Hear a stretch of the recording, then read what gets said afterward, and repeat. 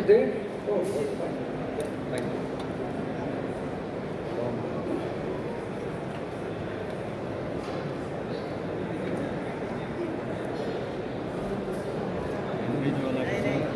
So the contents of my speech here is, sorry,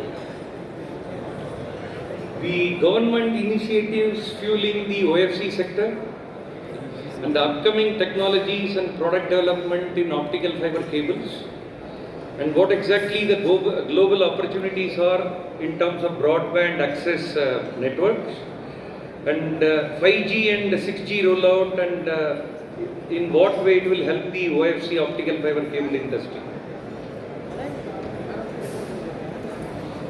So to start with the government initiatives in India, so government which is having its ambitious plan, which is Digital India Initiative, that is number one.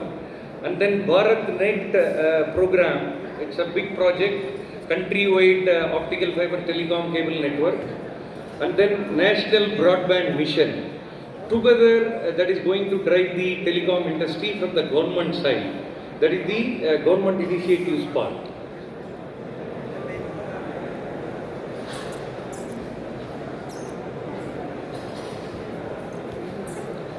So this definitely giving a good promising road ahead for the optical fiber cable industry. So there are ups and downs in the industry which we know very well. Typically in India or globally also, 3, 4, 5 years the industry goes up, and then 1 or 2 years or 2.5 years it goes down due to various reasons. Of course in COVID it went down, and other fiber to the homes were there, but still these initiatives definitely help on a long-term basis to support the industry and to support the entire telecom sector to grow.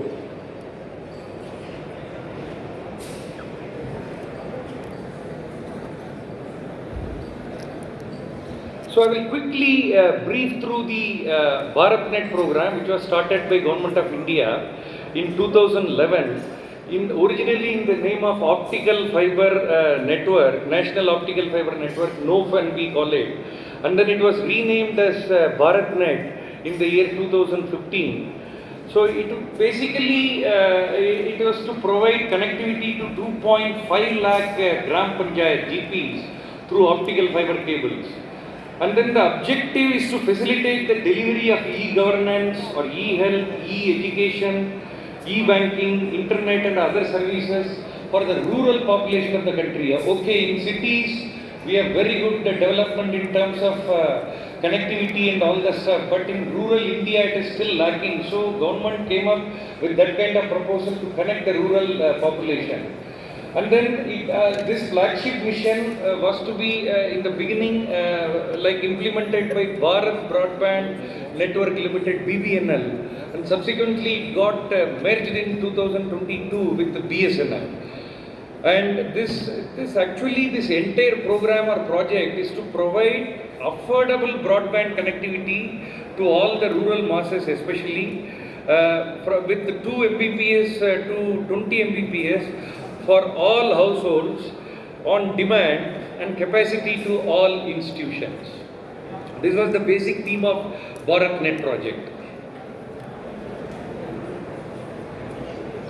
To further dwell on the subject of BharatNet program, country-wide OFC coverage has also doubled from 700,000 kilometers to 1.4 billion cable kilometers. And then expenditure on BharatNet has already crossed the equivalent of around $8.5 billion, connecting 197,000 villages. It's a remarkable achievement, but still long way to go. In my subsequent slides, I will show you. It looks to connect 640,000 villages on an overall basis and 250 Gram Panchayats in the next 30 months. And recently in the month of August, Union Cabinet of Government of India has approved an additional outlay of rupees 1.39 trillion for this project. The tender is set to come out as part of phase 3. And if you see the overall domestic optical fiber market, so in 2019, as I said, it was 0.88 billion. And it's almost a 20% increase in the market size to $2.1 billion. And from 2009 to 2014, it was $1.4 billion overall in terms of government spending on telecom infrastructure and various services put together. And it has seen a six-fold increase to 8.55 billion US dollars in 2014 to 2019 period.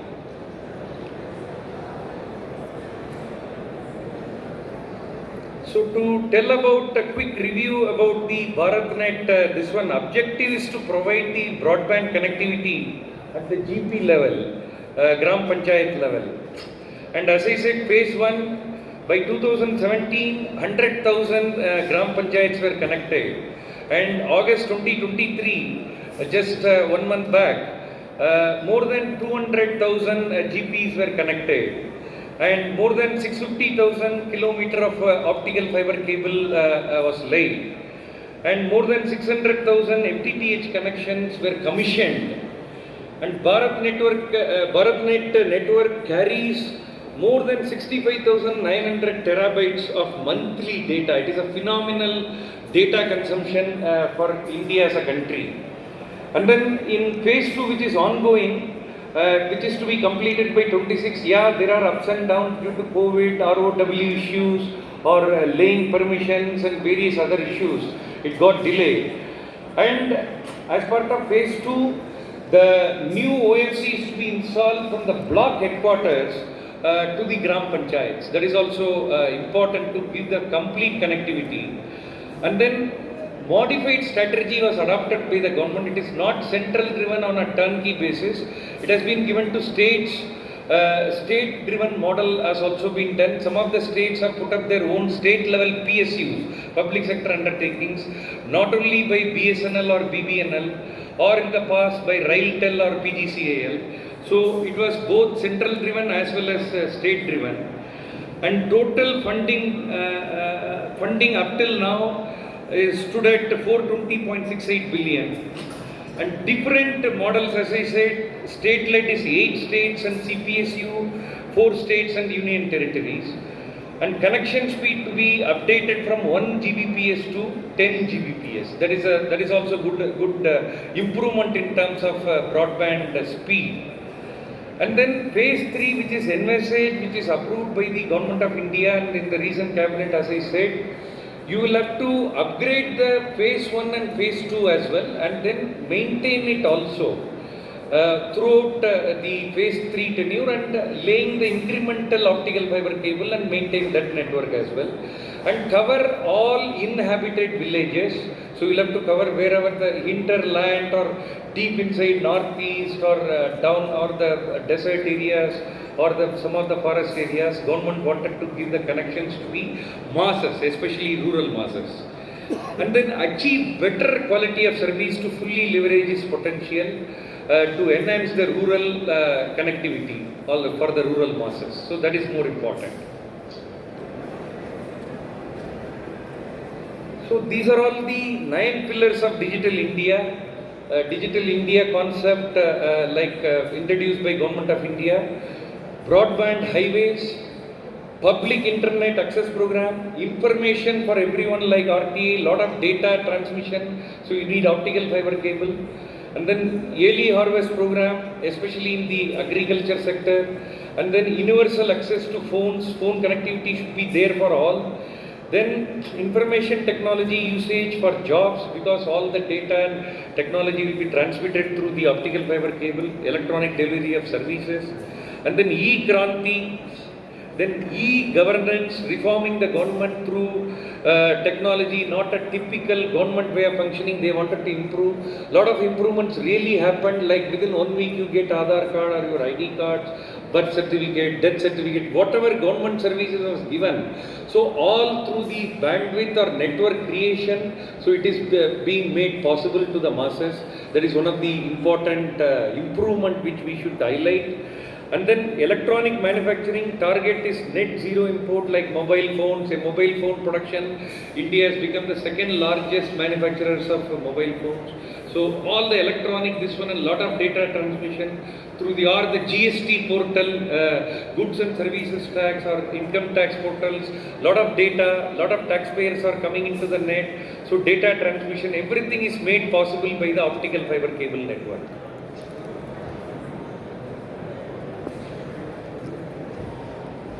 So I will quickly tell you about the National Broadband Mission.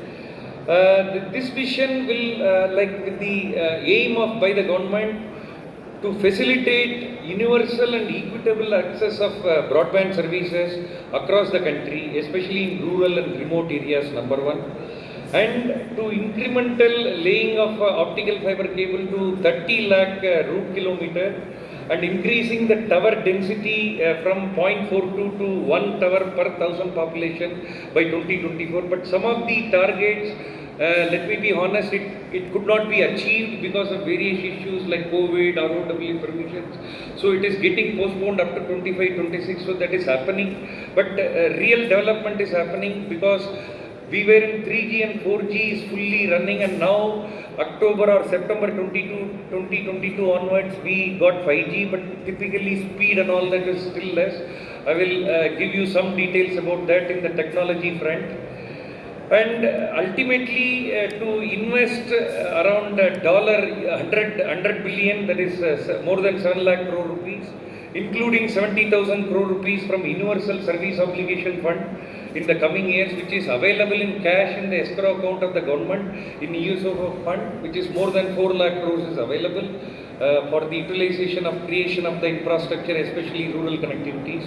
So which will be used, so the fingers are crossed, we are expecting the tender from the Government of India for this phase 3 of the BharatNet project. And it also involves the development of broadband readiness index to measure the availability of digital communication infrastructure and foster conducive policy ecosystem within the state or union territory across India. And ultimately, the last point is about this National Broadband Mission is very, very important. This entire program or mission will strive for the creation of digital fiber map of the communications network and infrastructure, including optical fiber cables and towers across the country. Because like you see across the roads, whether it is national highway or in big cities like metropolitan cities, you have power cables, underground power cables, optical fiber cables. Practical issues I am trying to tell the audience. The gas pipeline, water pipeline and other utilities. So they are digging, various contractors, various utility owners are digging the roads and they are cutting the communication infrastructure. There should be a proper digitalized map should be there, which can be at the click of a button. You should know about this particular meter from this point should be there, latitude and longitude, all the GPS coordinates, everything should be there. So everything is going to be mapped, and a lot of work has already been done. A lot of indigenous software development companies have already created these kind of maps based on Google Maps or the Government of India ISRO's NAVIC this one system, mapping system. Everywhere it is being mapped, so that will be useful for the industry and ultimately to the citizens.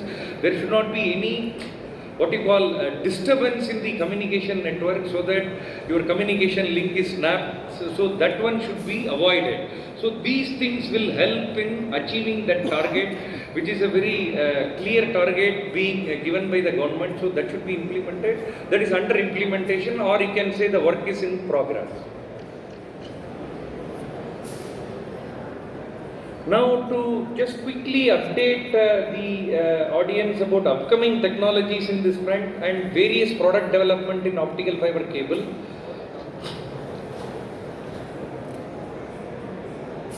So there is advanced fiber technology has already been done, and across the world, including Indian manufacturers, have started producing 180 micron diameter fiber. Traditional fiber is 242 microns. So 180 micron fiber has already come in, and thereby it will enable the optical fiber cable diameter to reduce ultimately, and therefore you will be able to blow it in the smaller ducts, or we call it as micro ducts or nano ducts also. So especially in countries like Europe and all that are very, very high density cities, You can't dig out the roads or remove the ducts, existing ducts, put the normal ducts and again blow the normal cables. That is not at all possible. So you will have to make within the existing infrastructure, in what way we can utilize it. So micro optical fiber cable is very strong in the markets like Europe.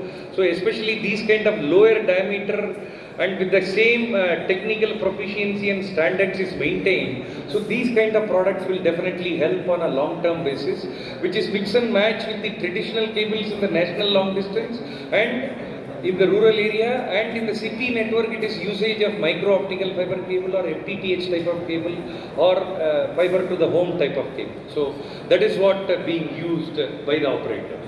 So that is developing, and it has to be, even India it is not there. Let us be transparent, in India it is not yet utilized by the operators. It is still traditional type of optical fiber cable is being used.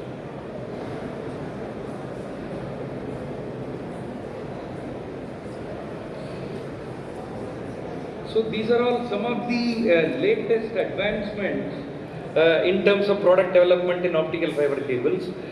So traditionally in India, the conventional ribbon type of optical fiber cable is used by the operators, whether it is BSNL or MTNL or Reliance Jio or Vodafone Idea or Bharti Airtel. But if you go to BT, British Telecom in UK or other countries or US and all that, they use rollable fiber ribbon cables.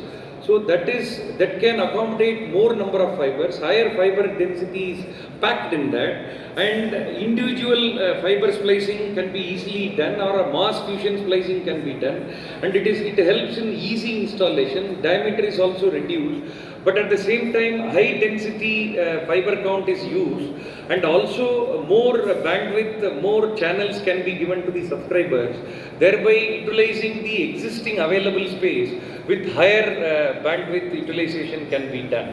So this is the latest development, or you can say 3-4 years it is already being used by these operators. But in India it is not here till now, but it will take some time. But data centers have also wanted to use these kind of cables, rollable ribbon type of optical fiber cables. And other development, as I told you, is extra thin micro cable. It is micro optical fiber cable utilized in the smaller space and more density of fiber, so that more bandwidth can be pumped in and more signal processing can be done. And then in the inside buildings and all that, we have EPFU, enhanced performance fiber unit. So you can blow with the air gun. Like the technician, the engineer can go with the shoulder mount gun, and with 500 meter or 1 kilometer, 1000 meter EPFU, 2 fiber to 12 fiber, he can easily blow inside the ducts. So that is another indoor cable innovation has taken place. This is the latest product development or new addition in the technology front. And then to reduce the installation time in the developed countries, especially in Europe, like France and all that. So you have come across this, or Spain, micro module cable, which is easily peelable micro bundles, you can call it, or fiber bundle. So with the nail, the operator can, the installing engineer can peel, there is no need for tools. And it is dry design also, and just splice it in quick installation. Because in Europe it is 1 hour, 90 euros or 100 euros is the installation cost for a technician or an installation engineer to use it. It is not the case in India. Manpower is comparatively cheaper, and you can do with the traditional this one. You can take 24 hours also to commission an optical fiber cable network in the field. But it is not the case in Europe. They wanted quickly like this. Within 1 hour, 2 hours, you will have to install it and up and running. You will have to make it. So these kind of cables helps in that front. And then there are riser cables also, especially in majority of households, which are being used in the fiber to the home segment or the indoor cabling segment.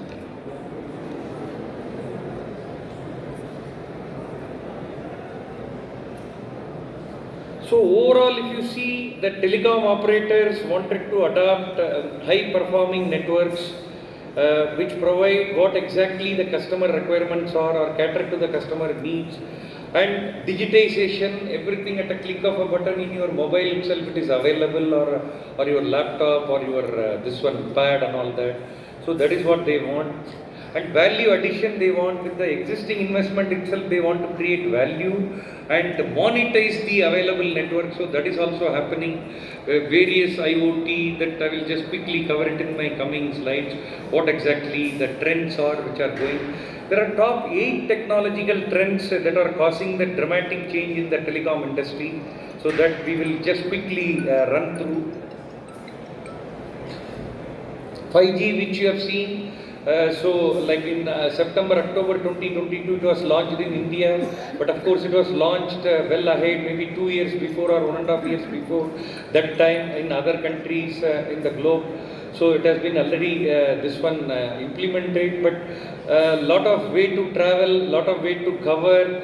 So as I said, e-health, e-education like agriculture or transportation or traffic infrastructure, coupled with the 5G wireless communication technology and also the IoT devices, it is happening. So we will have to build up on that. So only 2 operators in India are doing that. One is Reliance Jio and another one is Bharti Airtel. Vodafone Idea yet to start 5G in India. So that is the latest stage. Even the government operator BSNL is coming up with the 4G network only. So this is the current situation. And then the next one is Wi-Fi, which all of you knows very well. This Wi-Fi 6 is the latest technology which is coming up. And then artificial intelligence, all are learned audience here, so they know what exactly it is happening. So repetitive things or how to intelligently monitor the customer's requirement or consumer's requirement. Everything is coming. If you go to Facebook or in your mobile, you are browsing it, various reels which you are seeing. Whatever you are seeing on a continuous sports or news or anything, it will come repetitively on your screen, whether it is gaming. So it is judging your like attitude of a customer or a consumer in what way they are actually browsing the data, what kind of data to be fed into the system. So that is being done by the content creator in consultation with the telecom operator and also these kind of providers, OTT players or this social media companies like Facebook or LinkedIn or etc. Twitter, that is now called as X.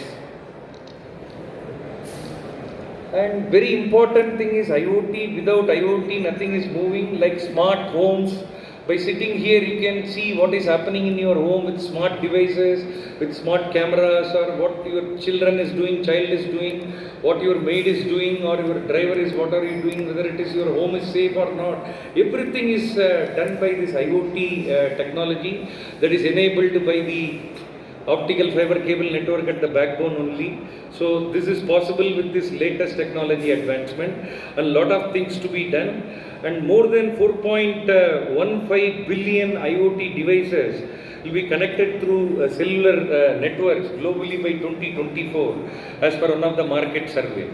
So a lot of things are going to happen, which is happening also, and a lot of new developments are coming up. This is very important, like repetitive things which we are doing. This process automation is very, very important.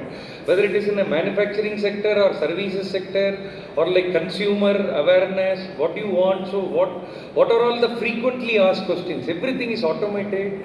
Don't do it again and again, thereby you save the manpower. For a country like India, so it is more important, wastage of resources should not be there. So major advantages are increase in productivity and efficiency.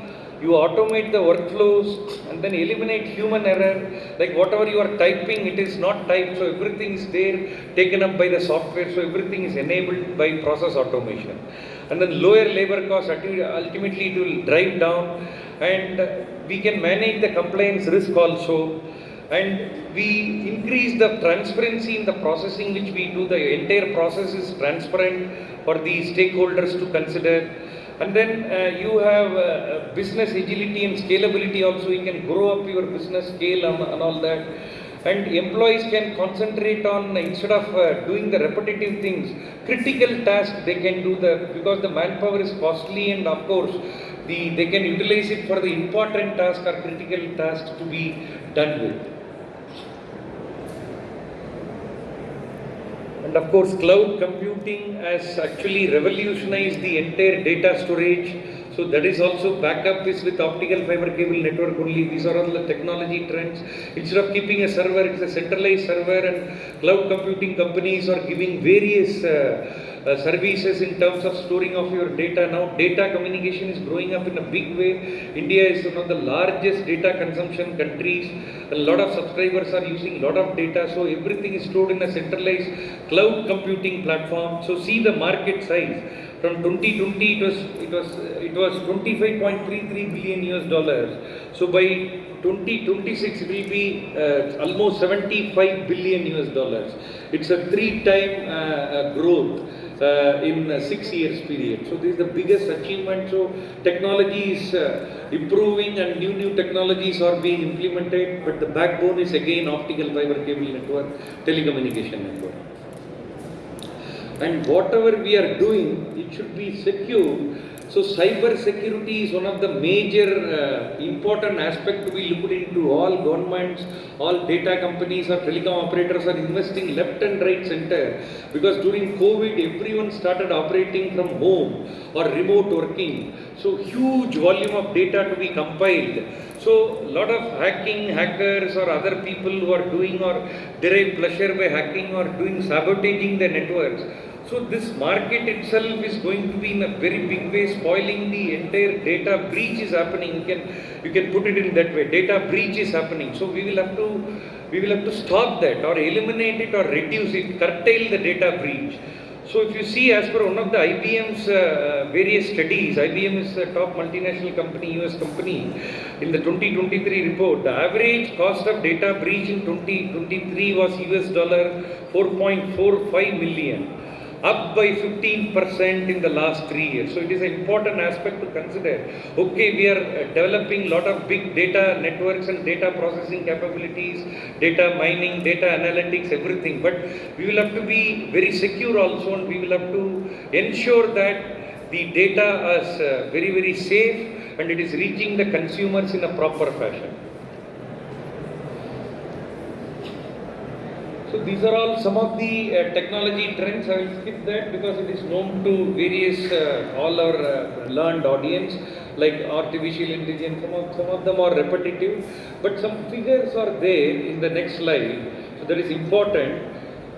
Future of clean technologies, like it will be renewable technology, the power, energy. So global energy, more than 75% of the global energy will be produced by renewables by 2050, as per the latest, because market studies, because thermal energy is getting moved out, and of course nuclear reactors are also getting moved out, and other like solar, hydro, and the wind energy and other forms of energy is coming up, green hydrogen is coming up. So this technology trends is affecting us in one way or other, but ultimately it is going to drive up the community, society, as a country, as a globe in a very big way. So this is what is happening, and for all these things to happen, telecom is playing a major role. The optical fiber cable network is the bandwidth or giving the backbone to all these technology development.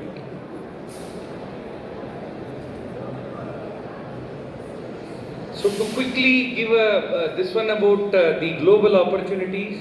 So broadband access network is ultimately giving access to the subscribers or end users, which you are doing by browsing in your mobile itself, by sitting anywhere. So it is offer a big opportunity we have ever had to make rapid and solid advances in global social and economic development across all sectors, including healthcare, education, new job opportunities, transportation, and agriculture, trade, and government services.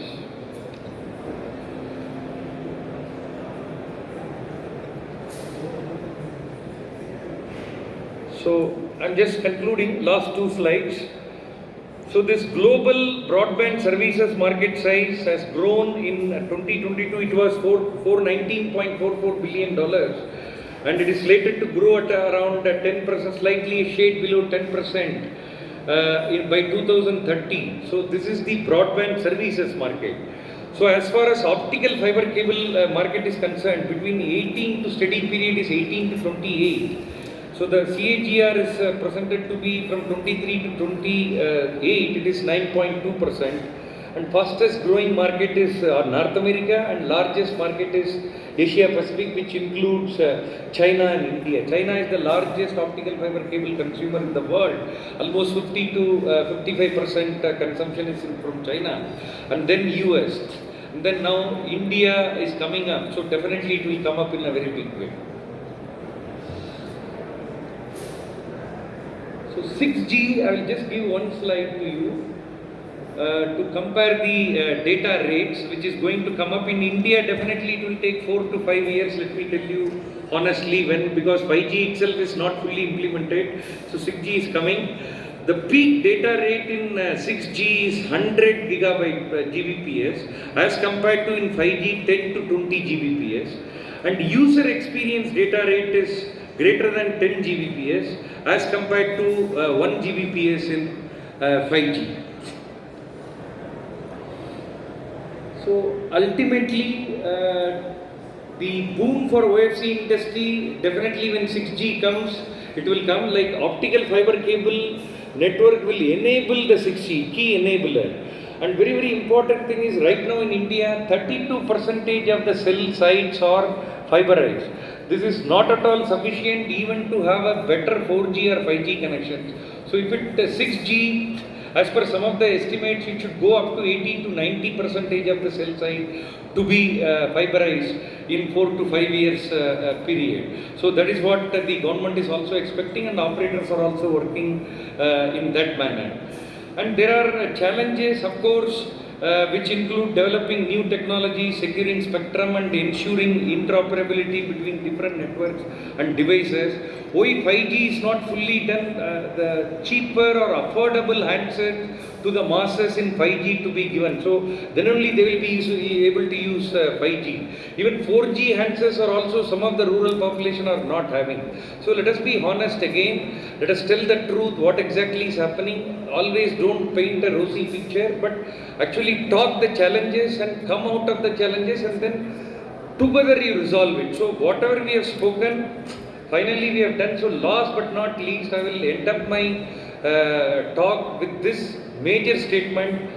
So addressing these challenges will require collaboration between the policy maker, that is government, and regulators and industry stakeholders like us, manufacturers, service providers, telecom operators, ISPs, or even the power utility companies. Thank you.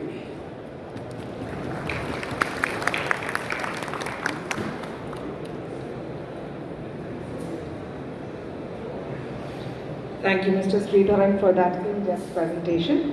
Our next speaker in this panel is Dr. Peter A. Wyman. May I request Dr. Wyman to kindly share his thoughts and presentation. Please put your hands together. Give a warm welcome. Thank you. Good afternoon, and thank you to the organizers of the Cable and Wire Fair for inviting me to share my thoughts today.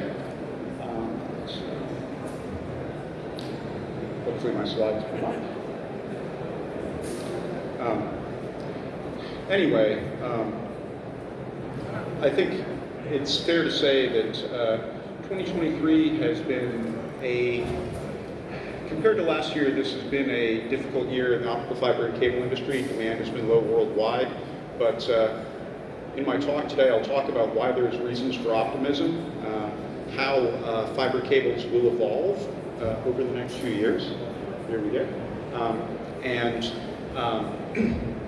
some examples of how HFCL has designed cables for specific user needs.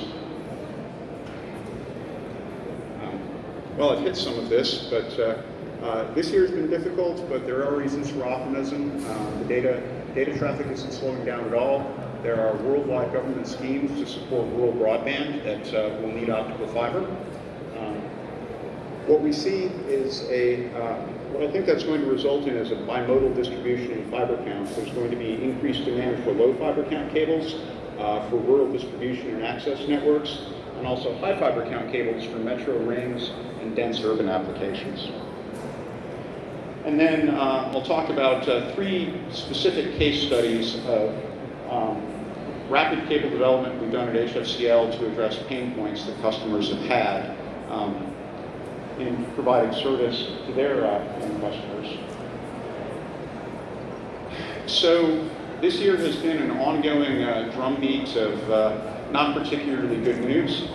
We saw in March, U.S. operators cut their budgets for homes passed. It was estimated by 30 to 40%. A lot of that was simply reducing CapEx budgets, facing a high inflation and high interest rate market. They still plan to do it, they're just moving things further out into the future.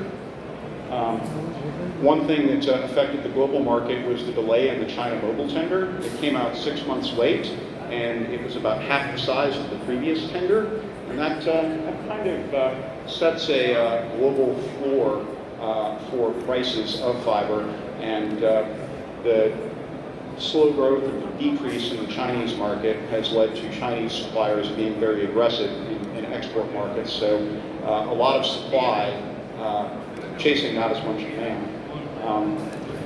Sridharan did a great job of explaining BharatNet, but it was the Union Cabinet approved the money in August 2023, but it was delayed multiple times.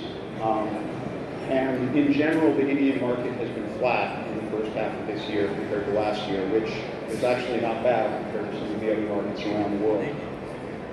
Then last month at the IWCS conference in Florida, Chen-Fei Wang of CRU noted that the outlook by September was worse than it was at the beginning of the year, which was pretty bad. Citing inflation and interest rates, labor shortages, and inventories left over from last year's panic buying. Every time lead time goes out above about 24 weeks, you get a lot of end users who say, if I need 3,000 kilometers of cable, I'll buy 5,000 if I have to wait half a year for it. And then they realize at the end of the year they've got 2,500 still sitting in inventory, and that's affected us as manufacturers. But there are reasons for optimism, and the biggest one is data traffic is slowing down. Sridharan talked about all the different use cases: education, healthcare, governance, entertainment. Bandwidth growth for the last 5 years has been growing 29% a year. And that's actually matched traffic growth on the public networks, which has grown at 30% year over year for the past 5 years. And actually, if you look back all the way to the early 1960s, traffic on the global public network goes up at about 30% a year, give or take about 5%. So while service providers have been cutting their CapEx budgets, their customers are continuing to use more and more and more data. On the hyperscale side, the hyperscale providers are adding what they call cloud regions. They're not slowing down. The pace for the next 2 years is forecast to match the pace of the previous 2. And one thing that's interesting to note is that a lot of the new cloud regions are coming in places and countries that haven't had them before. The cloud is coming to Latin America. The cloud is coming to New Zealand. The cloud is coming to Africa because the demand is there. Another reason for optimism is that mobile traffic is increasing at an incredibly high rate as well. That's really, 5G is driving a lot of the demand. Mobile data growth is projected for the next 4 years by Ericsson to grow 23% compound annual growth rate as people stream more video and do more video calls. One thing I noticed while I've been here in India for the last 2 weeks is in the US, when you talk to someone in an airport, it's a voice call. In India, people use WhatsApp or FaceTime and are doing a video call with their families from the airport. That's a lot of bandwidth. The other thing, mobile data traffic per smartphone. Congratulations, India is the new world champ. As of this year, India is running about 31 GB per month per phone. Highest rate of bandwidth consumption in the world. Higher than Gulf GCC countries, higher than North America, and that trend will only increase as the bandwidth gets better and the applications get richer. As noted, Sridharan talked about India and BharatNet. The plan is to do 4.4 lakh villages in the next 2.5 years. So they're about a quarter of the way through and hoping to finish in the next 2.5 years. That does seem a little aggressive, but India is a country that can do great things very quickly when the country puts its mind to it. But countries around the world are doing it as well. The USA has the BEAD program and other programs that are estimated to be 97 billion US by the end of 2028, although again, I think that's likely to extend beyond 2028. But Caribbean and Latin America, 14 of the countries in the region have rural broadband programs. There are rural broadband programs in countries like the UK, Ireland, Germany. All over the world, people are recognizing that broadband is the fourth utility behind power, water, and heating and cooling. Broadband is a utility you can't live without in modern society. So what does this mean for us as cablers? I think that the trends for future fiber counts will be that things will go high. The high fiber count cables will get higher, but that because of rural broadband, there will be strong demand for low fiber count cables for things like FTTA access and rural distribution and GPON networks for FTTH. In the big city, these are pictures from New York City, under the streets of New York. These are what the cables look like when you open a manhole, pretty much anywhere in New York City. So there are big urban trunk and distribution networks that are needed for things like cloud computing delivery to businesses, for running AI queries in the cloud. More fiber is going to be needed. High fiber count, dense, high fiber packing density cables. In rural areas, they're going to do things like direct burial and hanging on poles. They need low fiber count cables that are rugged and tough and survivable. And at HFCL, we have been investing to support both of those markets. The customer just doesn't need the high, people talk about the different types of ultra-high fiber count cables, 1728s, 3456s. Those are great, but there's going to be a lot of 1 fiber and 12 fiber cables needed to connect the rural areas throughout the world. We have 5 manufacturing facilities in India. Our campus in Hyderabad is expanding. We'll be increasing our fiber capacity by a factor of about 1.7 in the next 2 years. Our facilities in Tamil Nadu have high capacity. We've vertically integrated backwards into supplying a lot of our own raw materials. And we're pursuing a cable manufacturing expansion of about 40% capacity. But one thing that's interesting about that is that expansion is on 2 tracks. Yes, we're going to support the high fiber count cables that are needed in dense urban areas throughout the world. But we've also spent a lot of time in developing cost-effective, low fiber count cables for these rural applications. That's a market niche that we saw an opportunity in and have focused a lot of time and attention on because that's what our customers are going to need. So I'll finish up with 3 case studies of places where people have asked for higher density or higher density cables, more fiber in the same space, and then one example of a new type of rural rugged cable, low fiber count for rural FTTH, FTTA type applications. The first one, an operator came to us, their pain point, they have ducts that are already available, and those ducts are 10 millimeter ID microduct. That's already in the ground. And what they found is in the most dense areas where they operate, they really need 288 fibers for their trunk and distribution applications. In more rural areas, they need 144